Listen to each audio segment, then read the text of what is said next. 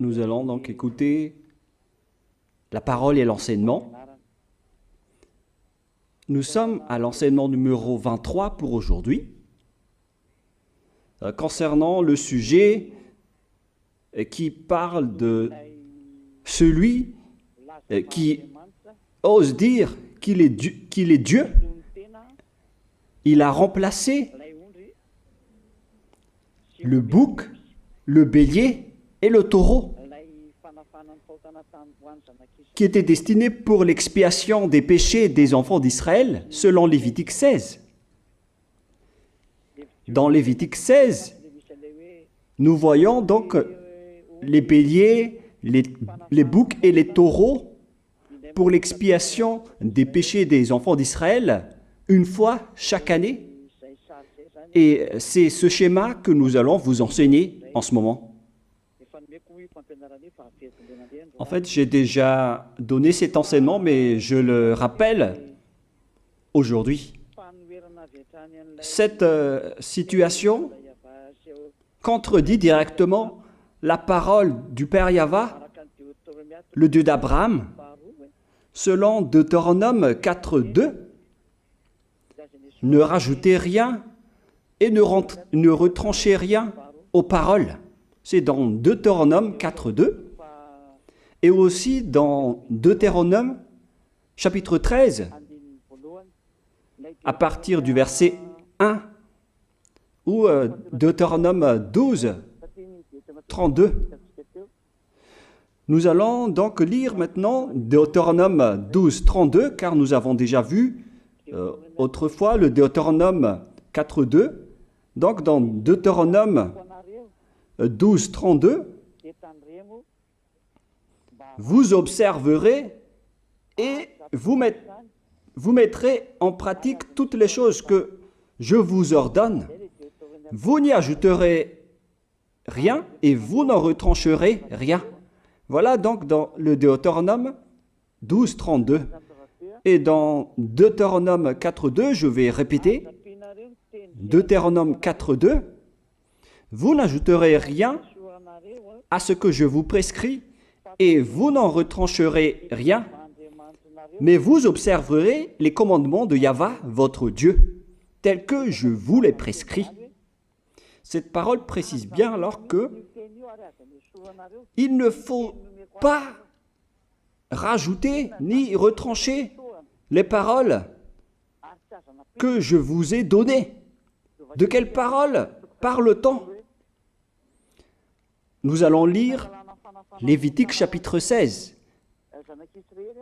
pour voir quelles sont les lois d'expiation des péchés pour les enfants d'Israël. Les voilà. C'est dans Lévitique chapitre 16, verset 3 d'abord, pour commencer. Voilà donc ce qu'on ne doit pas changer, alors que nous avons tous su, nous avons tous vu qu'ils les ont remplacés par Jésus ou Jesus. Ce n'est pas une diffamation, nous le voyons tous. Alors que chacun réfléchisse. Lévitique chapitre 16, verset 3. Voici de quelle manière Aaron entrera dans le sanctuaire. Il prendra un jeune taureau pour le sacrifice d'expiation et un bélier pour l'holocauste. Voilà, nous le voyons tous clairement, cette parole. Il existe donc le fait d'apporter un jeune taureau pour le sacrifice d'expiation, ainsi qu'un bélier pour l'holocauste. Verset 5. Il recevra de l'assemblée des enfants d'Israël 2 boucs pour le sacrifice d'expiation et un bélier pour l'holocauste. C'est-à-dire, en même temps, il y a un sacrifice de taureau, de bélier et de bouc. Lévitique chapitre 16, toujours, mais dans le verset 34. Ce sera pour vous une loi perpétuelle. Voilà. Il se fera une fois chaque année l'expiation pour les enfants d'Israël à cause de leurs péchés. Nous sommes déjà au verset 34 pour information. Verset 34. Voilà. Ce sera pour vous une loi perpétuelle. Quelle est cette loi perpétuelle?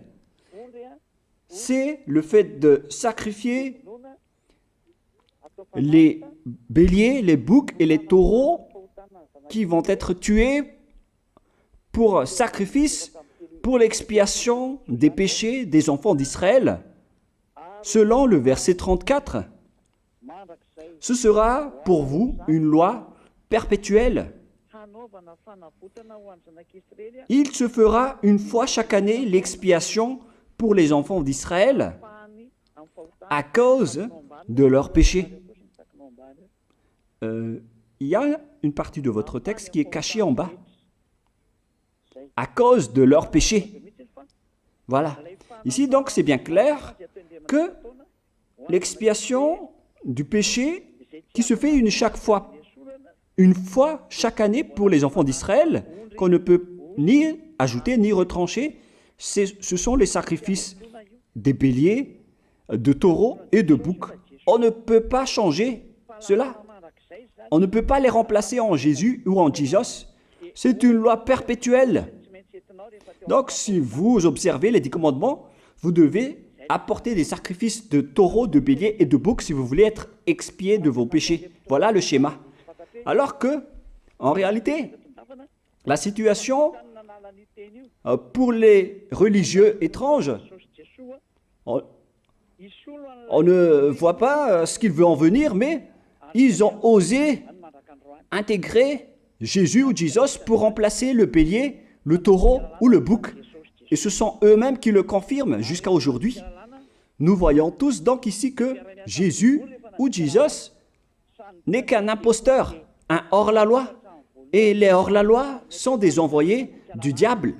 Le diable, il a commis le péché depuis le commencement. Ce sont des transgresseurs de la loi. Donc c'est prouvé ici que Jésus est un hors-la-loi. Nous allons lire la parole, poursuivre, dans 1 Jean, chapitre 3. 1 Jean, chapitre 3, à partir du verset 4. Quiconque pêche transgresse la loi, et le péché est la transgression de la loi. Voilà, c'est bien clair que c'est le péché qui est la transgression de la loi. Un pécheur, donc, c'est un transgresseur de la loi. Et un hors-la-loi, c'est un pécheur. C'est clair alors que Jésus ou Jesus, c'est un hors-la-loi, c'est un transgresseur de la loi. Nous avons tous vu ensemble qu'il a pris la place du bélier et il a siégé, il s'est installé dans ce système. C'est pourquoi toutes les églises observent les 10 commandements et ils servent Jésus ou Jesus. Voici l'enseignement. Alors, regardez bien à travers ce texte et cette écriture que je vous donne en ce moment. Et soyez conscients, ça suffit maintenant d'écouter ces faux dieux, c'est déjà trop. Tant pis pour vous si vous allez encore les écouter. Soyez conscients que ce schéma n'est plus correct. Beaucoup de gens me diffament à cause de ce que je fais en ce moment. Ils ne supportent pas la vérité. Mais ça dépend de chacun de vous. Et moi, je vous avertis, pour vous qui vont être baptisés et qui veulent être baptisés, mais qui entendent les diffamations et les critiques des autres, ne croyez pas en cela. Ce ne sont pas du tout vrai. La parole de Élia est directe. Ce ne sont que des mensonges. L'ôtement du péché, ce sont des personnes qui sont non-pécheurs qui peuvent le faire. Ce n'est pas logique de dire que les fidèles sont ôtés des péchés et le leader est un pécheur. Ce n'est pas du tout écrit dans la Sainte Écriture. Ce qui est écrit dans la Bible, c'est que le bon arbre donne de bons fruits et le mauvais arbre de mauvais fruits. Et le bon arbre ne donne jamais de mauvais fruits, et le mauvais arbre ne donne jamais de bons fruits. Ce sont les bons arbres qui donnent des bons fruits, et les mauvais arbres qui donnent des mauvais fruits. Et donc, si l'ambassadeur de Yahushua, Zedia Elia, a produit des personnes qui ne pêchent plus, alors il est bon, il est une bonne personne. Il n'a jamais fait aucun mal, même pas le moindre mal. Voilà donc la leçon pour vous, car dans le cadre de ce baptême qui va arriver, il y a beaucoup de diffamation et de critiques. Donc je vous conseille de ne pas écouter cela, car ce n'est pas du tout la vérité. Ils font ça juste pour diffamer et blâmer la bonté de Yahushua, alors ne les suivez pas. Donc là, on voit bien que ce n'est pas de la diffamation. Nous avons tous vu ensemble. Je vous ai donné la parole. On a tous écouté et vu ensemble. On a jugé ensemble. Est-ce que ce Jésus ou Jésus a fait la vérité? Est-ce qu'il a dit la vérité ou pas? Si nous avons vu le livre de Moshé, venant du Dieu d'Abraham, qui a dit « Ne rajoutez pas et ne retranchez pas à ma parole ». Nous avons vu alors que ils ont remplacé par ce Jésus ou Jésus les sacrifices d'expiation du péché, en disant après que c'est ce dernier qui ôte les péchés. Ce n'est pas du tout vrai. Celui qui peut ôter les péchés selon les 10 commandements, c'est le bélier, ou bien le taureau, ainsi que le bouc. Ce sont ces bêtes qui peuvent ôter les péchés. Quelle est alors la raison pour laquelle les religieux sont entrés dans ce mauvais schéma? Car c'est vraiment un schéma qui transgresse la loi.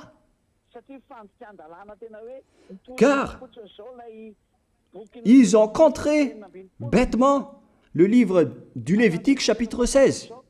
Ils l'ont contré bêtement, directement.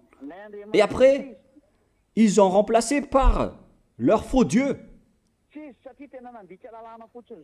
Un faux Dieu car c'est directement un hors-la-loi. Il a contredit le Dieu d'Abraham.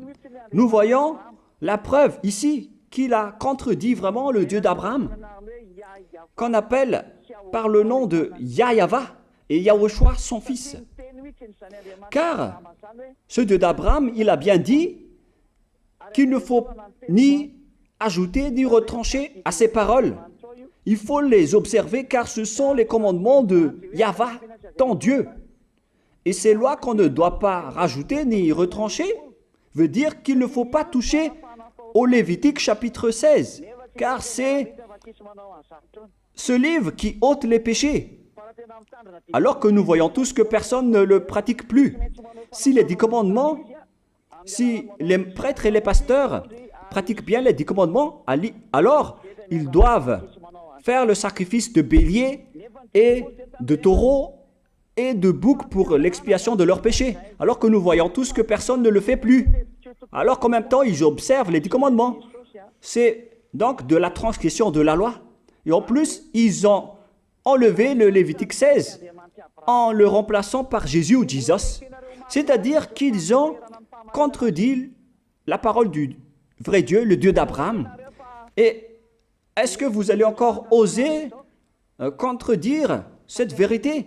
Est-ce que vous allez encore dire que vous êtes dans la vérité, que vous êtes dans la justice? Mais qu'est-ce que vous cherchez?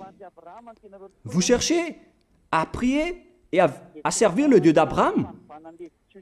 Si vous voulez servir le Dieu d'Abraham, vous n'allez pas enlever le Lévitique 16, vous allez restaurer le Lévitique 16. Mais est-ce que vous allez encore oser le faire? Est-ce que vous pouvez encore le faire? La réponse, non. Vous ne pouvez plus le faire. Alors que il s'agit de l'expiation de vos péchés. Et dans ce cas-là, c'est obligatoire de le faire. J'ai expliqué l'essentiel jusque-là, et après je vais vous donner la raison pour laquelle ils ont fait cette grande folie en intégrant dans le Lévitique 16, à la place du Lévitique 16, leur faux Dieu. C'est vraiment de la transgression de la loi. Vous n'avez pas servi le Dieu d'Abraham. Il n'aurait pas dû faire ça jusqu'à la fin, car il a dit qu'il ne faut pas ajouter ni retrancher à ses paroles, alors que vous avez osé le contredire et les changer. Nous allons donc voir maintenant dans Psaume chapitre 40, quelle est la raison pour laquelle les prêtres et les religieux ont arrêté le Lévitique 16 en le remplaçant par Jésus ou Jesus pour remplacer les boucs, le bélier et les taureaux. Et je vais vous expliquer la raison. Et eux, ils ne peuvent pas le nier car ils l'ont fait. Et si, par exemple, ils ne connaissent pas, alors il ne faut plus faire du n'importe quoi. Il faut que vous soyez enseigné par Élia, si vous voulez encore sauver votre esprit. Mais si vous ne voulez pas, alors tant pis pour vous et assumez les conséquences. Psaume chapitre 40, versets 6 à 8. Psaume 40, versets 6 à 8. Voilà donc le dégât qu'ils ont subi.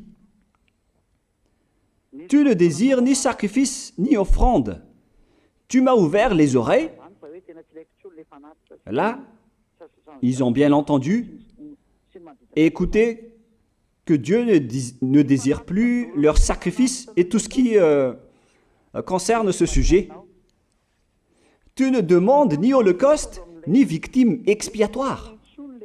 Ici donc, on est arrivé au stade où on n'a plus besoin des sacrifices. D'après ce schéma, alors, le Lévitique 16 a été supprimé. Et logiquement, puisque c'est une alliance qui a été détruite, alors on ne peut plus y entrer, car on ne peut pas ajouter ni retrancher aux paroles. Et donc, si on ne peut pas y entrer d'après la parole qui dit qu'on ne peut pas rajouter ni retrancher, si le Dieu d'Abraham a interdit le sacerdoce, alors logiquement, vous ne devez plus y entrer. Sinon, vous allez vous autoproclamer en tant que pécheur à jamais, alors que les pécheurs et les malfaiteurs n'iront jamais au ciel des cieux.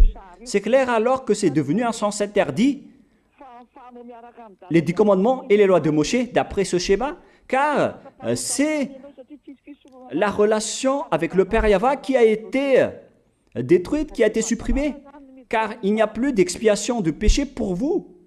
Alors vous êtes fous si vous allez encore entrer dans ce schéma.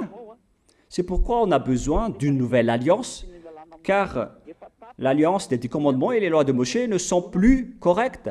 C'est devenu supprimé, car on ne peut plus faire le sacerdoce, mais les religieux ainsi que les faux dieux, ils ne se sont pas... ils ont facilité les choses en intégrant leur faux dieu à la place du bélier, du bouc et du taureau. Et voilà, c'est bien clair. Et d'après eux-mêmes, ils ont dit que l'intégration de Jésus ou de Jesus, c'est d'après ce livre des psaumes.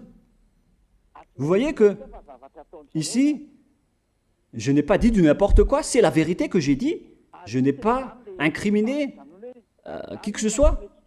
C'est vraiment la réalité, la vérité. Alors, ici, on prouve bien que ça a été supprimé, ce n'est plus autorisé. Et c'est encore confirmé dans Ésaïe 66.3 que celui qui fait des sacrifices, c'est comme celui qui fait de l'idolâtrie. Celui qui immole un bœuf est comme celui qui tuerait un homme. Celui qui sacrifie un agneau est comme celui qui romperait la nuque à un chien. C'est vraiment toute une histoire si vous allez faire cela. Celui qui présente une offrande est comme celui qui répandrait le sang d'un porc. Alors qu'à l'époque des 10 commandements, c'était carrément interdit. celui qui brûle de l'encens est comme celui qui adorait des idoles. Ici donc, toutes les sortes de sacrifices ont été bloqués. C'est devenu interdit. C'est pourquoi le faux Dieu est entré dans Lévitique chapitre 16. Alors qu'ils n'ont pas du tout vu de leurs yeux qu'on ne peut pas ajouter ni retrancher aux paroles. Ils n'ont jamais vu et connu ces paroles. Il a fallu attendre l'arrivée de Élia pour vous montrer toute la vérité, pour vous montrer toutes les vraies paroles. Alors, il faut suivre Élia. Suivez Élia. Et c'est ce terme qui dit de suivre Élia que les gens ne supportent pas du tout. Mais qu'est-ce que je vais dire d'autre? Je vais vous dire de suivre qui? Alors que vous êtes tous pécheurs. Est-ce que vous allez suivre les pécheurs pour aller en enfer? Vaut mieux suivre Élia, car ceux qui l'ont suivi ne pêchent plus. C'est quoi le problème? Si c'est de la jalousie, alors vous n'êtes pas du tout sage. Mais si vous êtes sage, vous devrez être content en m'écoutant. Si vous cherchez ce Dieu d'Abraham, vous devez être très content en dansant à la maison en disant « Merci Élia, voilà ce que j'attendais ». Au lieu de dire des colères et de la haine, moi je vous donne de la parole de l'amour pour vous sauver. Alors sachez bien écouter. Et après, ils l'ont continué dans 40, verset 7 maintenant. Alors je dis, voici je viens avec le rouleau du livre écrit pour moi. Verset 8, je veux faire ta volonté, mon Dieu, et ta loi est au fond de mon cœur. Et eux, ils ont pris cette parole en disant que nous avons vu ce terme de rouleau du livre. Et directement, ils ont dit que on doit intégrer dans les 10 commandements le Fils du Très-Haut qui s'appelle Yahushua. Ils l'ont intégré dans les 10 commandements. Pour vous qui sont dans le mauvais sens, vous l'appelez Jésus. Vous avez intégré dans les 10 commandements votre Jésus, mais Yahushua n'entrera jamais là-dedans car c'est vraiment interdit, c'est un tabou.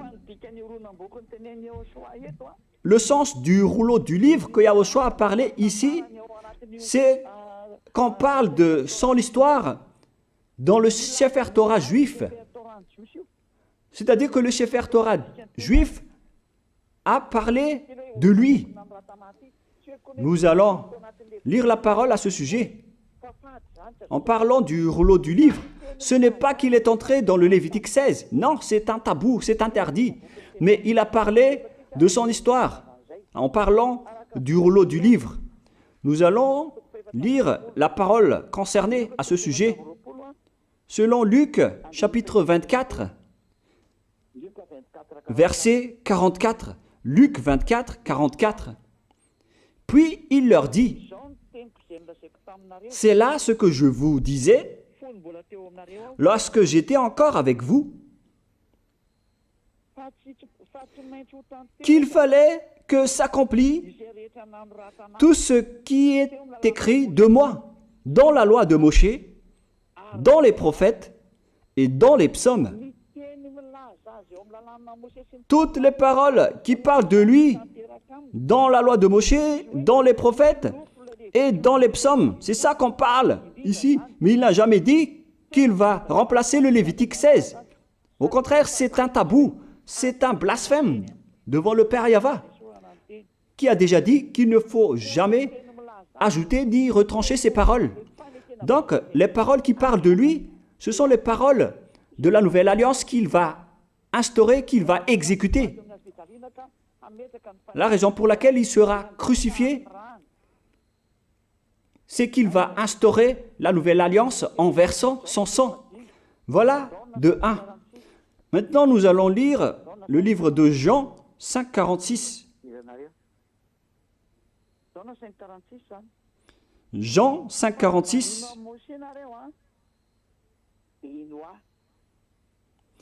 Alors, car si vous croyez en Moshe, vous me croiriez aussi, parce qu'il a écrit de moi. Il a écrit à propos de Yahushua.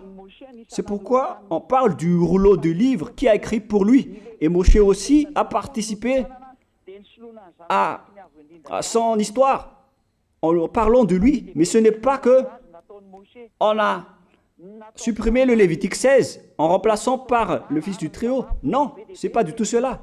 Il y a beaucoup de paroles qui a parlé de lui depuis les lois de Moshe, depuis les prophètes et depuis les psaumes.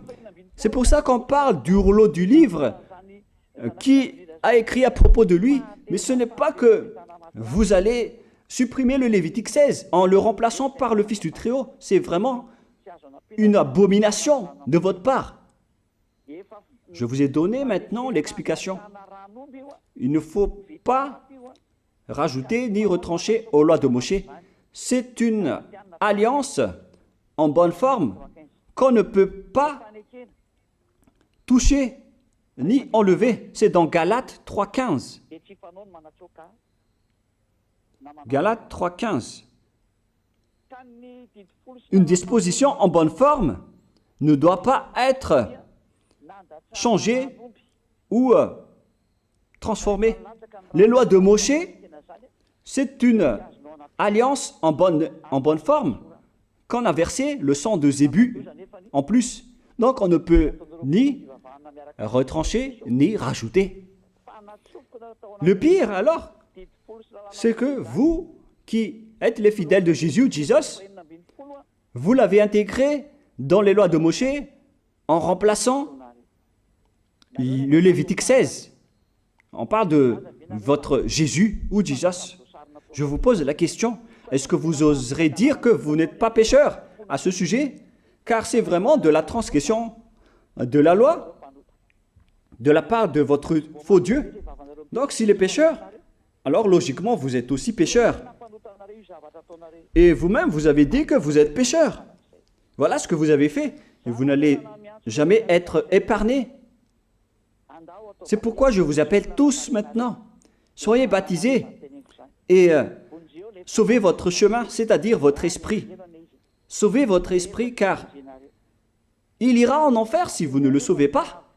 Pour vous qui serez baptisés bientôt, l'explication est claire. Alors prenez une décision maintenant. N'écoutez jamais les diffamations qui sont faites par les diables. Ce sont eux qui vous empêchent d'aller vers la vérité. Ne soyez plus des poubelles dans votre conscience. N'acceptez plus cela. Il faut écouter l'envoyé du ciel des cieux, c'est-à-dire moi. Voilà l'explication. Vous avez fait du n'importe quoi avec votre faux Dieu. C'est votre faux Dieu qui a péché au commencement. Et logiquement, donc, vous avez tous aussi transgressé la loi avec lui. Et maintenant, vous êtes tous dans le péché. Et vous vous abritez dans la parole qui dit Dieu n'est pas venu pour appeler les justes, mais les pécheurs, pour se repentir. Le problème, c'est que c'est votre Dieu qui est vraiment un pécheur. Voilà le schéma qui prouve qu'il est pécheur. Donc, je vous souhaite à tous d'être bénis par Yahushua. Prions ensemble. Merci infiniment, Père Yahva, pour cette parole. Une parole qui conscientise les gens pour se retourner vers toi et pour faire rester fermes tous les enfants du Très-Haut, les personnes que tu as déjà choisies, pour qu'ils restent bien fermes dans le service, et pour ceux qui sont encore à l'extérieur, qu'ils courent vers Elia, car Elia et toi, Yahushua, vous êtes uniques. Merci infiniment, Père Yahva. Merci infiniment, Yahushua. Sauve les gens pour qu'ils soient intégrés au ciel des cieux, pour que les gens écoutent la parole, Père Yahva, Yahushua, toutes les paroles que j'ai montrées. Confirme toutes mes paroles, Yahushua et Père Yahva, pour la gloire de vos noms si saints. Merci pour ta bonté et pour ta grâce. Au nom de toi, Yahushua, je fais toutes ces prières. Alléluia, Amen. Donc, je vous souhaite à tous d'être bénis par Yahushua et à demain. Au revoir.